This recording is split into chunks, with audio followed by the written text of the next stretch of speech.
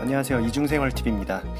지난번에 중앙은행이 어떻게 생겨났는지, 그리고 근본위 제도가 왜 망하고 중앙은행 탄생 배경에 대해서 설명을 드렸었는데, 오늘은 미국의 1950년대부터 70년대 말, 정확히는 80년대 초까지 미국이 경제 상황이 어땠는지 한번 알아볼 거예요. 생산과 번영의 10년이었다는 미국의 1950년에서 60년대, 그리고 70년대를 거쳐서 미국의 물가가 폭등을 하기 시작을 합니다. 그리고 1980년대 초에 이뤄서는 거의 13%에 가까운 연간 소비자 물가 지수가 상승률이 13%를 찍게 되죠. 거기에 대한 배경이 왜 그렇게 물가가 올라갔는지, 그리고 이거를 미국은 얼마나 슬기롭게 대처를 했는지, 그 부분에 대해서 오늘 자세히 제가 설명을 해드리도록 하겠습니다.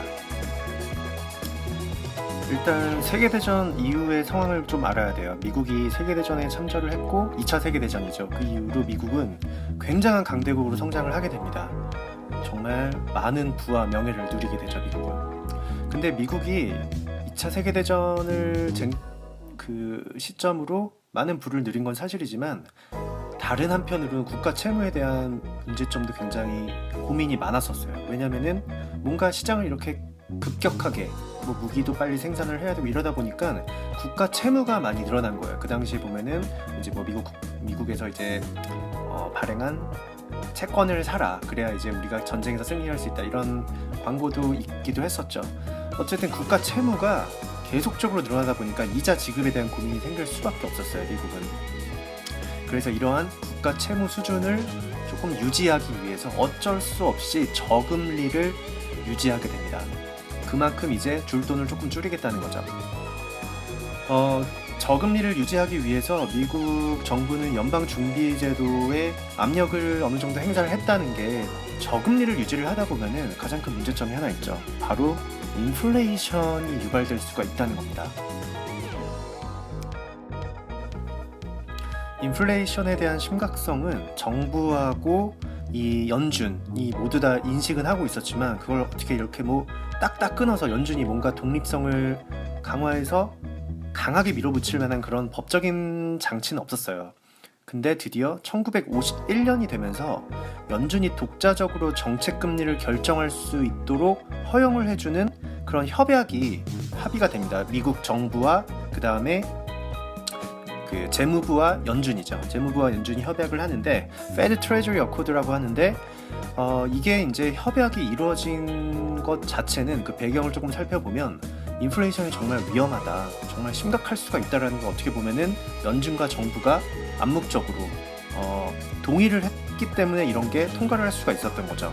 그래서 이제 이런 사건이 발생하고 나서부터, 사건이라기보다는 연준의 독립성을 인정을 해준 그 협의가 이뤄지고 나서부터 연준은 독자적인 그런 강한 하나의 독립성을 가지게 됩니다. 1950년에서 60년대까지 이제 10년간, 딱 10년간은 사실 경제 성장이 굉장히 강하게 일어났던 해였기 때문에 인플레이션에 대한 두려움이 많지가 않았어요. 사람들은 인플레이션에 대한 그렇게 그 중요성도 느끼지 못했고. 근데 이게 1960년대 중반이 넘어가면서부터 통화 정책이 계속적으로 완화적인 그런 정책을 펼치다 보니까 기대 인플레이션도 함께 높아지는 그런 배경이, 그런 상황이 발생하기 시작을 했습니다. 경제 성장에 대한 낙관적인 전망이 계속적으로 나오다 보니까 통화도 완화적인 그런 정책도 나오기 시작을 했어요. 지금하고 좀 반대의 모습이죠. 그러면서 실업률이 3에서 4%대였어요. 거의 완전 고용 수치에 가까운 실업률을 보이기 시작을 하니까 사람들은 오히려 통화가 완화적으로 이렇게 정책이 펼쳐져야 실업률이 낮아진다, 이렇게 믿기 시작을 한 거죠. 1960년대 중반에 그 유명한 밀턴 프리드먼이 나타납니다. 프리드먼은 완화적인 통화 정책은 일시적으로 실업률 감소에 영향을 줄 수는 있지만 결과적으로는 인플레이션을 초래한다고 얘기를 합니다. 꼬마가 먹는 막대 사탕에 비유를 해요. 계속 빨아먹다 보면은 금방 사라진다, 이런 거죠.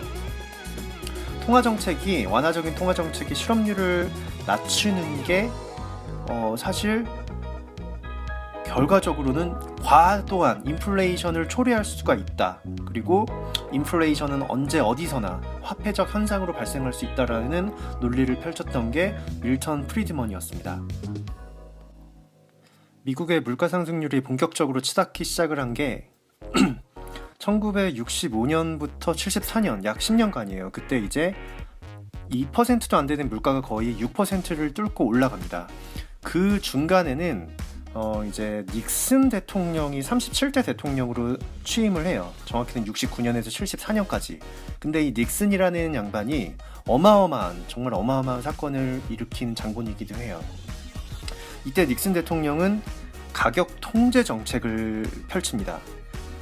예를 들어 이제 첫 번째는 71년에 90일 동안 모든 물가와 임금의 동결을 강제로 막아버립니다. 이렇게 하면 문제가 뭐냐면 기업들 입장에서는 물건을 만들려고 하지를 않아요. 왜냐하면은 내가 지금 물가 상승률이 이만큼 올라가고 시장 논리에 의해서 물가가 올라가서 더 비싼 가격에 물건을 팔아야 되는데 강제로 이렇게 물건 가격을 막아버리니까 더 이상 물건을 만들려고 하지를 않는 거죠.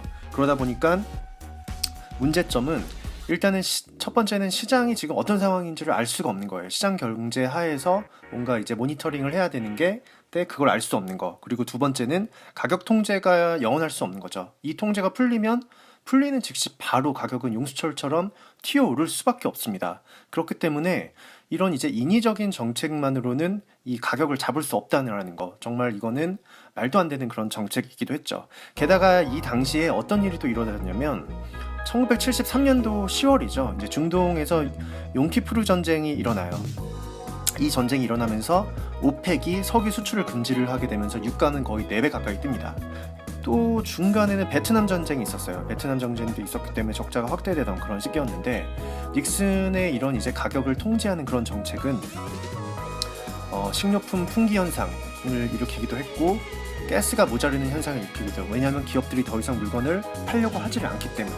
그렇기 때문에 이런 부분은 결과적으로 이 정책이 끝났을 때 가격이 급격히 상승할 수 있는 그런 이제 요인을 제공할 수밖에 없었습니다. 그래서 65년부터 74년까지 정확히 물가가 연평균 6%가 넘어가는 물가 평균 성장률을 소비자 물가지수가 올라가는 그런 이제 역할을, 그런 원인을 제공하게 된 거죠. 닉슨 대통령이 시장의 가격을 통제하기 시작한 건 오히려 시장에 훨씬 큰 그런 이제 악영향을 끼쳤어요. 어떻게 보면은 가격은 자연스럽게 증가를 해야 되는 부분이었는데 그거를 못하도록 막아버리니까 용수철처럼 이게 딱 튀어나갈 준비를 할 수 있게끔 뭔가 힘을 이렇게 응축을 시켜놓고 있던 거죠. 그래서 물가 상승률만 보면은 닉슨 대통령이 취임했던 시기에는 사실 한 어떻게 되죠? 이제 뭐 4에서 6% 정도 연간 4에서 6% 인플레이션율을 보였는데 이 정책이 끝나고 드디어 시장에 과도한 인플레이션이 시작되기 시작합니다. 78년에서 79년 사이에 인플레이션율이 거의 7%대에서 13%까지 뛰어요. 2배 가까이 늘어나는 거죠.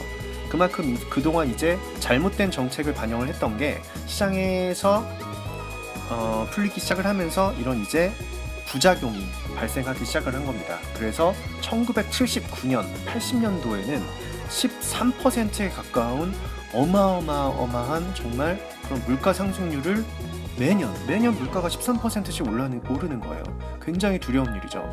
그렇기 때문에 이 당시에는 이제 이런 통화 정책에 대한 어떻게 보면은 그 리스크가 이렇게 큰 거구나. 그동안은 잘 먹고 잘 살면서 계속 시장에다 돈을 풀고 잘 살아왔지만 이게 오히려 이제 부메랑이 돼서 뭔가 이제 내 뒤통수를 친 그런 역할을 한 거죠. 그걸 이제 시장 경제에 맡기지 않고 인위적으로 막아보려고 노력을 했다가 결과적으로는 이렇게 과도한 인플레이션을 불러일으키는 그런 역할을 하게 됩니다. 일단 1부에서는 여기까지만 다루도록 하겠습니다. 감사합니다.